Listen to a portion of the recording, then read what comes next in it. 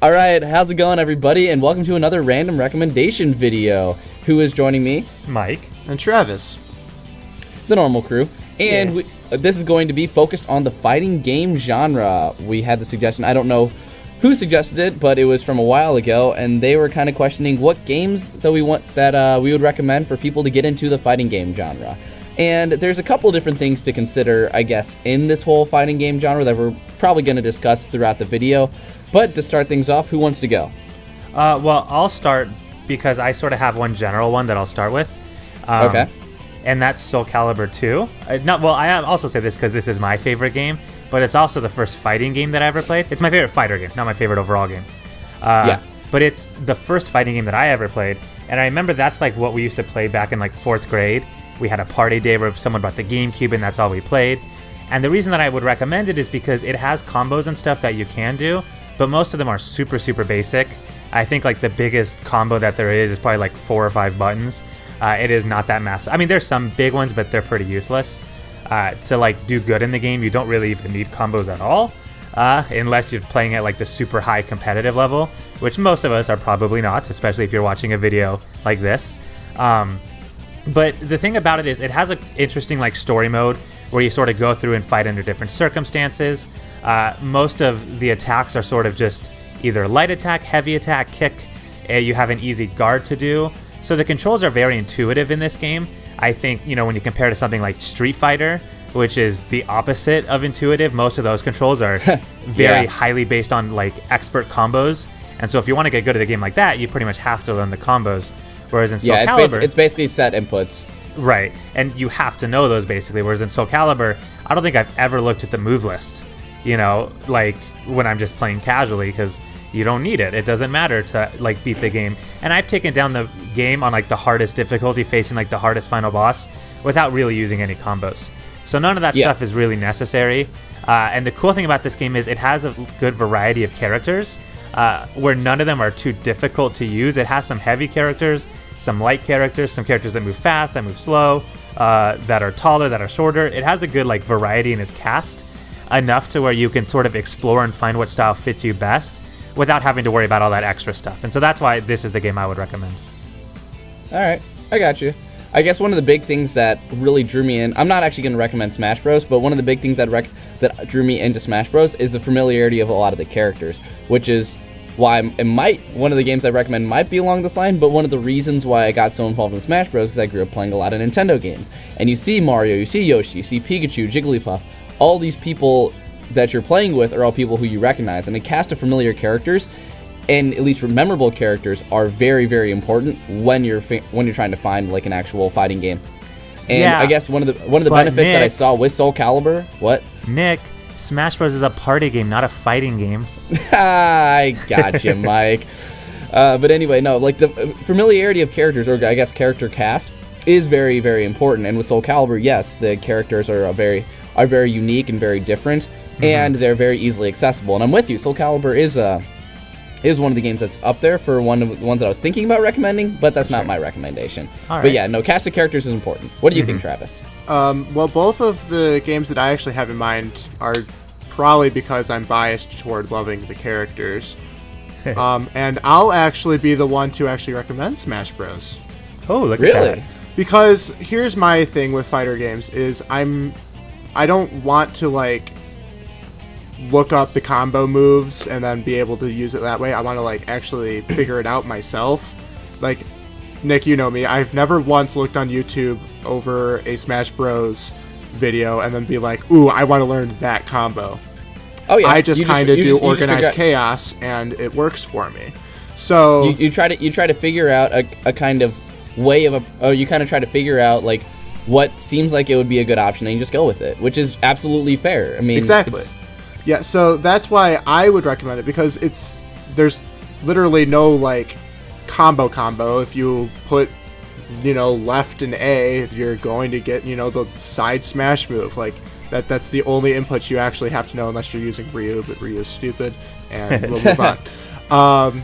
So it's very, very easy to pick up, which is what I like about it. And then if you really want to actually invest your time, you do actually, get the benefits of, oh, I know what fair and nair and bear and all the other air things that there might be. I think I covered all 3 of them. Well, my question to you... There's more than 3. Yeah, I know. Before you say that, Travis, one of the things I want to say that's actually a benefit about Smash Bros. As well is the freedom of the combos. A lot of combos, and I mean in a lot of these different games, you don't have that freedom of performing these combos. And in a fighting game, you want to be able to play your way. You don't want to straight up either play campy or straight up play aggressive. You want to find your own kind of... You want to feel stuff out to play the game the way you want to play it. And I do think that Smash Bros. Does a good job of that. But Mike, go ahead. Yeah, my question was going to be, and this is for both of you because I don't want to answer the question. Okay. Is which Smash Brothers would be the best one to start with? Because there's 4 of them. Yeah. Okay. Well, I mean, honestly, I would just say the newest count one. Fan made. I Project don't. M. That's illegal. I would say. Anyway, I would illegal. still say the new one, just because it has the widest range of characters, minus Ice Climbers. Yeah. All of the other previous ones are in. Okay. Right? Yeah, I would say the newest one as well. If you're talking about the ones that is very, very specific and ones that the reason why I wouldn't recommend Melee is the skill ceiling is ridiculous, and you're gonna have people like and me, you're Pat, going and Jake to have that to main won't play. Fox. Well, you're gonna not be able to play unless you're on a CRT. Like you have a specific TV, like you have a certain like version of your memory card to do so, and it's a harder community to get into. 64 is easier, but not as much. Brawl's basically dead, and Smash for the Wii U is more accessible and a lot easier for people. It's a lot more fun for people who are inexperienced at the game to pick up and still have fun with it, and still be able to get better faster. In Melee, you have to actually focus on tech skill and actually practice a lot more. It's ridiculous. I would say Smash 4, if you're going to talk about any of this newest Smash Bros. Games to get into, would be the one to do so. Okay. And also it has accessible online, so it's more fun to do it in a whole bunch of different game modes. But if that's it, I'm going to go on to my recommendation, and my recommendation is actually Skullgirls.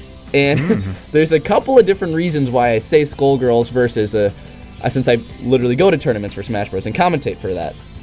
And one of the big ones is, in my mind, it's more of a troll game compared to the other ones. Oh, definitely. If you're just focused on having a fun time, having a lot of memorable characters too. Like I remember there's one girl who has like 4 arms coming out of her head or something like that. And like if you're talking about games that it seems like they're going to be more fun just to play, like, and you don't have those you'll have the crazy like 50 combo moves and everything. But what I saw about Skullgirls is it's like Soul Calibur, where I think it has a decently smaller cast of characters, but like Soul Calibur, it's more accessible to people. The characters are funny and like they're all unique, and at the same time, it seems like for Skullgirls, yes, there is a competitive community around it, but it isn't too crazy where if you try to pick up the game and play with somebody, it's not just like, oh, you don't know what you're doing, and you're just going to get screamed at because you're just trying to learn. So, and that happens in Smash Bros. A lot, and I disagree with that kind of philosophy. And I know I used to be bad at it too, so I apologize, Mike and Travis, but Skullgirls I feel like is very accessible to people, and at the same time, it's just a fun game to play. I've only played it like a couple of times when I've been at some random fighting game tournaments or whatever, but it's fun. It literally is fun, and it's just... It doesn't seem like a game that takes itself too seriously, and if you're going to get into that kind of genre, I think it's good to start with a game like that. Right. Well, it's funny you bring that up, because that was probably going to be second on my list behind Soul Calibur 2. Because really? I was going to say those games are kind of the same in the sense that you don't have to learn some extreme combos to be good at the game, at least against like the computers in the game. You know, if you want to face it on the hardest difficulty, you don't have to like learn combos that are 15 buttons long. It's still as simple as putting in like a 2-button command, like holding right A, right B, or whatever, something like that. And like you said, it's very casual in terms of how the story works. It's more of an indie fighting game, I guess. Where like it doesn't take itself too seriously, and it's very easy to pick up and learn. So that's one that I would definitely agree with. Okay, cool. But yeah, that's my recommendation. Travis, do you have another one, or? One that I was just gonna give, a honorable mention would be just any of the Injustice games, because I always have been a nerd for superheroes, and just being Batman and being the shit out of Joker is just sometimes fun to me. And yeah, like I know the major combos are what will make you more advanced, but I've always just been a button masher in those type of fighting games. I still have managed to have a solid 50% win rate, so I'll take it. So it's not as important. Absolutely. And it But- has a great story. It does have Yeah. a cool story. I think one thing that at least if I'm looking for in a fighting game, there's a couple of big things that need to be hit. One of them is the characters. Like, one of the reasons why there's a couple of reasons why I would and would not include Mortal Kombat on there, because there are characters on there that in my mind are very similar. You can say that about a lot of different fighting games, but in Mortal Kombat it didn't really. The cast, they all had different like abilities. Like Triborg is different than Sub-Zero, obviously, then Sonya, and then like Johnny Cage. And yeah, I might get crap for this, but in my opinion, I never really saw a huge distinction between the characters. Maybe that's because I didn't really play a lot of Mortal Kombat growing up. But at the same time, like, it also has got to be accessible to a lot of people, which is why I wouldn't say something like Street Fighter. And I guess one of the main issues that I've seen the Street Fighter community have is with Street Fighter 5.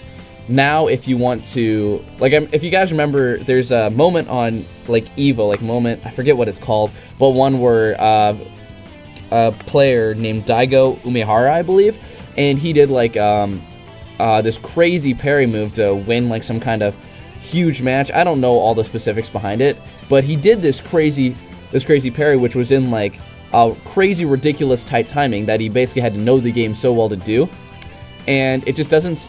And with Street Fighter 5, they try to make it more accessible to everybody, and now you can do that parry just by button mashing the block button, which is ridiculous. And it basically takes away a lot of the difficulty behind it, but it also leads to more upsets and not as much consistency in Street Fighter 5. So I think that's one of the issues that is really hard for the community to kind of bridge, because a lot of the people who are purists for the game itself want a strong core, like, actual difficulty when you're trying to play the game, whether it's Tekken or Killer Instinct as well. But new people want to come in as well and try to find a game that's easily accessible to them, and bridging that gap is almost an impossibility. There's people who still say that Smash 4 isn't even a Smash Bros. Game because they love Melee so much and they think that's the perfect game. And let's face it, every game has its flaws, but for a fighting game to really, really be good, and this is like all of my thoughts on that I'm giving for a fighting game, for it to be recommended to somebody, the cast of characters has to be memorable. Creativity has got to be there. It's got to be memorable in the way that you approach the game. And honestly, in my mind, it does have to have a decent story. Like, there's a reason why I didn't put Smash 4 as one of my top 5 games, and that's because the solo mode sucked. Like, it actually was straight up garbage. Like, you're not even facing Master Hand at the end, and that's like, it's one of the most fun times. Like, one of the things I look forward to all the time is facing Master Hand at the end. You didn't like Smash Tour, Nick? I actually have played Smash Tour with Pat and Jake recently, and it was really fun, but it was because we weren't taking it seriously. It's fun because it's stupid is what it is. I don't even understand what the rules are in it. I don't all I know is you collect fighters, and if you get your stats up for jumping, you just never land. I actually got Shulk with Jump Monado and Max Jump. It was the most fun thing ever. Did I you just kill was yourself never by landing. jumping over the map? No, but I stayed up there for so long, it was ridiculous. That's hilarious. So yeah, I mean, there could be more fun modes like that as well, but to get into the genre, you need something that's more accessible to a newcomer. So that's why I say Skullgirls, and that's why I would say not Melee. Even though I love Melee and I think it's an amazing, amazing game, it's not the best one to try to start and get into, because there's so much technical things into Melee that does not span the gap of any other fighting game. Right. So. And I do actually have one more recommendation I wanted to bring up too, now that we're on this topic. And even though we're 14 minutes in, I do want to make a little note here that none of us are really experts in the fighting community. I guess Nick is the closest, but even Nick is limited to Smash Bros. I would say Eric is probably Wait. Yeah, but so take everything that we're saying with a grain of salt, especially what I'm about to say now. But I do have another recommendation for a game that I think is good if you want to sort of get into that competitive scene that lets you learn the combos better, and that is Killer Instinct. Because Killer Instinct is a game that I've played a bit now. I don't play it like frequently, but I play it every now and then, and it is a lot of fun. And the thing about this game is it does have long combos, but I feel like they're not hard to learn. And I feel like this game I've learned like 10 button combos quicker than I have in any other game. The controls in it are extremely smooth. The only problem with the game is it's kind of a money moocher. It has this thing where like the characters are separated in seasons, And so like you can buy them in one bundle now because the game's been out for a while. But at first it's like, oh, you buy these 10 characters for $30 more. And it was, dude, that's a whole nother conversation we have a lot. Yeah. But putting all that aside, the controls are super easy to learn. That game, the characters in it aren't super varied, but they're varied enough to where you can sort of still figure out your style of character that you like. But like I said, the main reason I wanted to bring it up is because of the combos. The game has a great tutorial in it that I think is better than a lot of other fighting games that sort of walk you through how to run everything and how to do everything. And this game has something really, really cool called Combo Breakers, which is something else that's super like intuitive in the game. And I feel like playing that game has taught me a lot about like how to do combos, because that's the whole premise of the game. The game is like, it wants you to get like 40, 50 hit combos. That's the point of that. And so I think that's a good game to start with if you do want to learn those massive combos before stepping into a game like Street Fighter. But again, I'm not an expert, so don't take what I said too seriously. This is coming from more of a standpoint of a viewership kind of thing. If you're going to watch a game and kind of get excited about it, I would say Skullgirls would be a fun one to watch and then try to start learning as well. Right. So I guess, it is. We're not all involved in the competitive scene for these games. I'm with you, Mike. For sure. But yeah, anyway, if I'm good, if you guys are. Yeah, I said my piece. All right, cool. Let us know in the comments section below what you think. And if you want, give us more recommendations. These are fun videos to make. Yep. And it also lets us show that we only don't talk about Soul Calibur and Smash Bros. We know other fighting games. It's true. So, comment below, message us in Discord. Tell us you love Travis's hair. Anyway, bye, everyone. Bye. They know my hair? I don't like his hair.